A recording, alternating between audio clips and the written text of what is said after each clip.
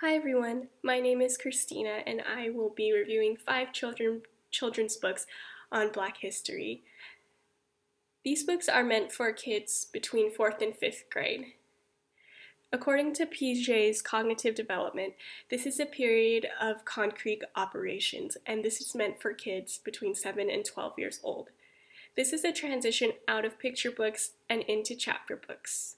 According to Erickson's psychosocial development, this is the stage of identity versus role confusion, and this is where children are exploring the world and learning what it's about, understanding concepts, struggles, people's role in societies. So like I said earlier, these books are meant for kids between 4th and 5th grade, and I'm going to review these books in order of easiest to hardest. So the first book is called Teammates, and this is a story between Jackie Robinson and Pee Wee Reese, and this book is written by Peter Goldenbach. The beginning of the book shows how segregation was. As you can see, this water fountain says white only, and the blacks are not allowed to use white only water fountains, bathrooms, sit on white-only tables or seats, so you can see that segregation was very strong. What I also liked about this book is the artwork. There are actual pictures, photographs that are taken, as well as paintings. This book continues to show the story of both Jackie Robinson and Pee Wee Reese and them in the LA Dodgers baseball team.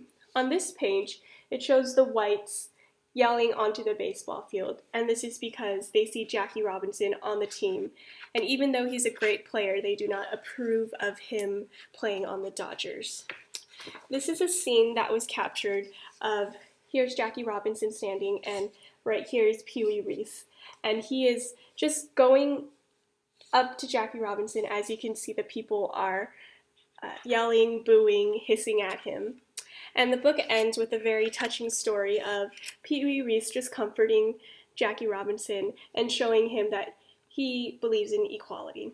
And I also like the last page of the book because it shows a portrait of both of them. The next book is called Rosa, and this is by Nikki Giovanni. This is a story of not only Rosa Parks, but her impact on other people in America. First off, I like to pay attention to the artwork in this book. It's very beautiful, very colorful, and really portrays Rosa Parks as a very strong feminine woman.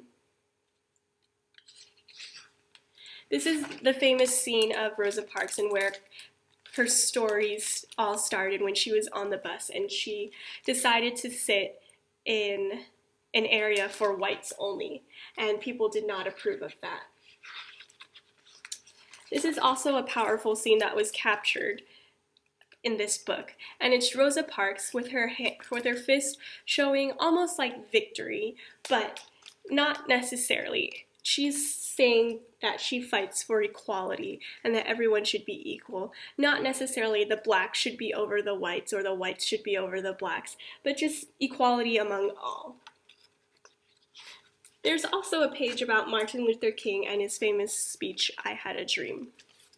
And my favorite part of this book is towards the back, and it shows the march that they made to Supreme Court to fight for equality between black and whites. And this page actually folds out to be a huge poster portraying what happened during the march and the people involved. So this is just a powerful image that was captured.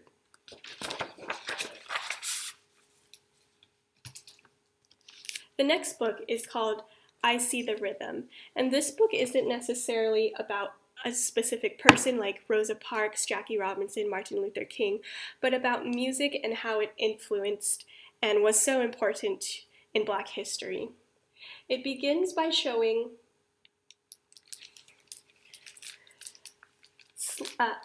the slavery that happened in Black history. And from this, they were able to develop songs as as they worked, they sung these songs and developed melodies. And this is also another page of them just showing the slavery. This book reviews so many music time periods, such as ragtime, blues, jazz, swing, bebop, all these musical genres that were really important. I really like this book, how on the bottom portion here, there are poems about how a certain type of music genre was so important to them. And at the very top, there's a timeline about certain events that happened during that time, historical events, and how the music played a part in that. And another very influential part of this book is towards the back, and on the bottom it says, "Say it loud, I'm black and proud."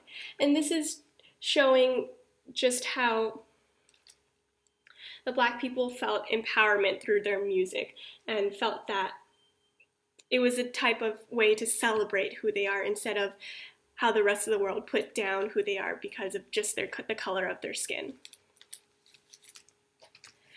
The next book is called Show Way, and this is by Jacqueline Woodson. This is a story about a young girl who was sold into slavery, as you can see right here. And while she was held captive, a person called Big Mama, who is a big influence in her life,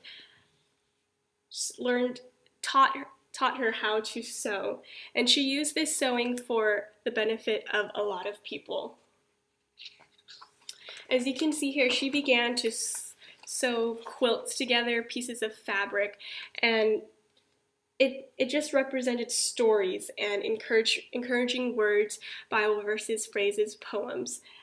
And as you can see over here, this is her showing her quilt to people and just showing light, and as the book is called Show Way, as it says right here, it says, came to her when they needed to talk. They came to her for the stories of brave people. They came to her for the patch pieces just before they disappeared into the night. So this is just a very inspiring story of how a little girl can impact so many people and encourage people who are being oppressed. The last book I'm going to review is called Coming Home Soon, and this is also by Jacqueline Woodson. This book is about a young girl's mom who decides to work in a different city and leaves her young daughter at home. As you can see here, this is them hugging before they're parting, and it's a very precious moment. As you can tell, there's a lot of love between the daughter and the mom. While the mom is away, the grandmother takes care of the little girl. Towards the end of the story, the mom sends money home to promise that she's on her way home. And as you can see, the grandma and the little girl are very happy. And at the very end,